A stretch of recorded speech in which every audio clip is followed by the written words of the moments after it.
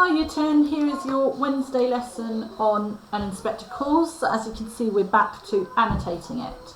So today your knowledge goal is to summarise what Eric did to Eva Smith and to explain how this develops our impression of his character. So the vocabulary that I want us to recall is privilege. So how is Eric presented as privileged? I've forgotten a little I there. There we go. And our new word is insecurity. Why might Eric be insecure? So insecurity is when you feel uncertainty or anxiety about yourself and you tend to lack confidence. So why might Eric be insecure and how is he presented as privileged? So you can pause the video and have a go at answering those questions.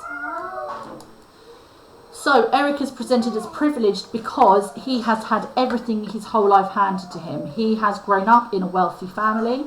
He would have had very good education, private education, and gone to one of the top universities. He would have had a generous allowance to live off. And he knows that he will inherit his father's successful factory. So Eric has literally had everything handed to him. He's rich and he's a man.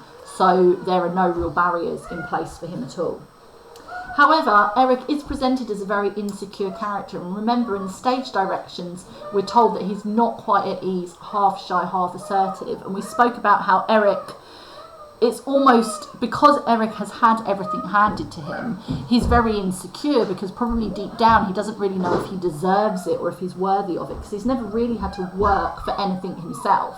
So he has no idea really the sort of man he is or what he could do if he was left to his own devices. So on one level he is incredibly privileged and lucky, but on the other level, as a result of that privilege, it makes him quite insecure, and a lot of his behaviour and potentially the drinking comes from a place of insecurity. So today we are going to go back to annotating some sections of an inspector clause, and we are going to look at what Eric did to Eva Smith. Okay? So at the end of Act 2, Mrs. Burling had just basically been making things very difficult for Eric, because while Sheila had realised Eric was obviously the father of Eva Smith's baby, Mrs. Burling had not, and she told the inspector, if you want to find anyone to blame, then you need to blame the father of the child, make him publicly responsible. And then of course here comes Eric. So Act 3, we have exactly as at the end of Act 2, Eric is standing just inside the room and the others are staring at him. And Eric says, "You know, don't you?" The inspector says, "Yes, we know." Eric shuts the door and comes further in. Now Mrs. Burling is distressed. "Eric, I can't believe it. There must be some mistake. You don't know what we've been saying." Now again, the fact that she can't believe it is just another example of Mrs. Burling's ignorance. Okay, she doesn't know her children very well or what they're capable of. And Sheila says, "It's a good job for him he doesn't, isn't it?" And Eric says, "Why?" And Sheila says, "Because Mother's been busy blaming everything on the young man who got this girl into trouble and saying he shouldn't escape and should be made an example of." So we can see here this repetition of what Mrs. Burling has been saying. And Burling says, "That's enough, Sheila." And Eric says, bitterly, "You haven't made it any easier for me, have you, Mother?" So again, we've got more evidence of this divide between the younger and the older generation. Mrs. Burling says, "But I didn't know it was you. I never dreamt, and besides, you're not the type. You don't get drunk." So again, it's showing her as ignorant. But also, she's a hypocrite. She wouldn't have said that if it was her own son. So she would be prepared for anyone else to take the blame, but not her own family. And Sheila says, "Of course he does. I told you you did." So remember, Sheila tells Mrs. Burling earlier on in the play that Eric does drink. And Eric says, "You told her? Why, you little sneak?" And Sheila says, "No, that's not fair, Eric. I could have told her months ago, but of course I didn't. I only told her tonight because I knew everything was coming out. It was simply bound to come out tonight. So I thought she might as well know in advance. Don't forget, I've already been through it. So again, this is an example of Sheila's being very insightful. Sheila is the first character to accept what is really happening.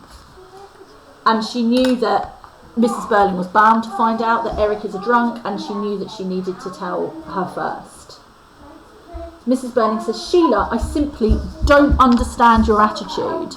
And Burling says, neither do I, if you had any sense of loyalty.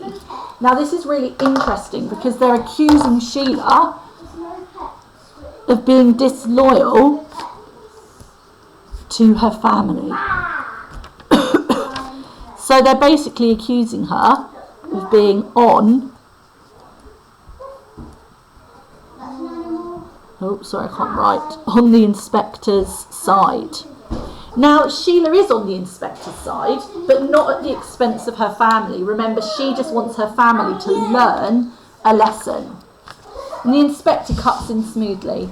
Just a minute, Mr. Burling. There will be plenty of time when I've gone for you all to adjust your family relationships. But now I must hear what your son has to tell me, sternly to the three of them, and I'll be obliged if you'll let us get on without any further interruption. So he turns to Eric. Now then. And Eric says, miserably, could I have a drink first? Now Burling, explosively, remember what we were talking about on Monday, about the adverbs. He's very angry.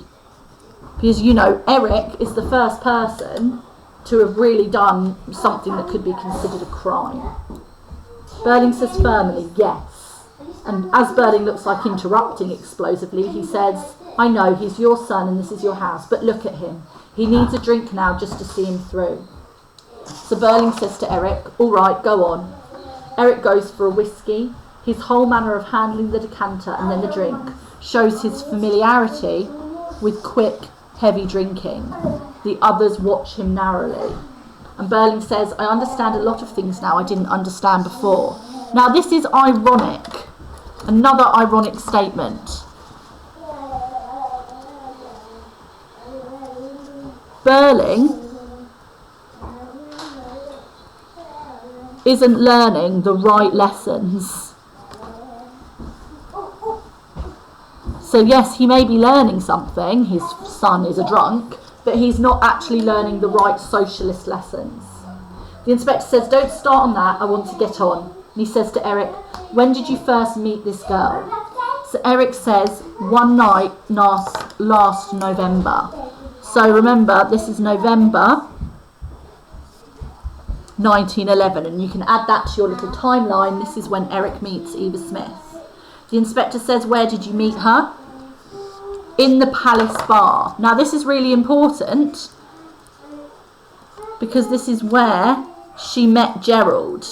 And from that, we can assume that after her relationship with Gerald ended, she went back to prostitution. Now remember when I was going on a tirade about how you could really blame Gerald for Eva Smith's suicide?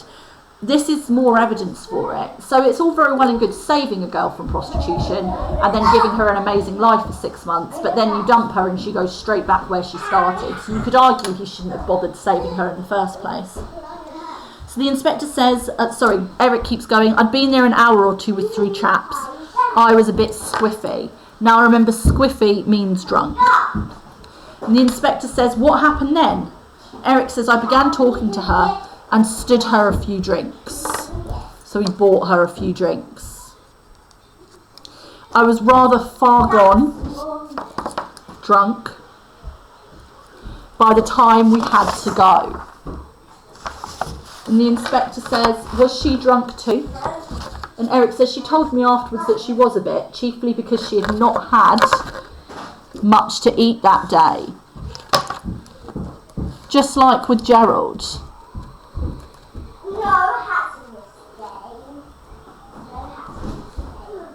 So she's still poor.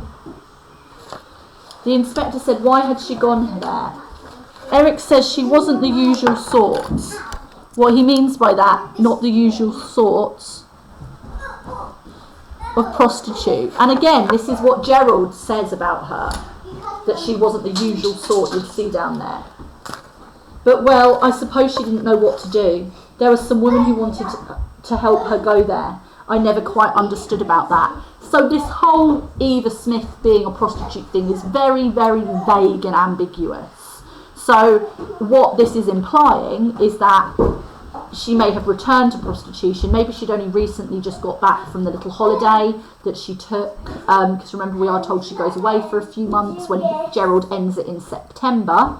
So it could be that actually she was going to go back into prostitution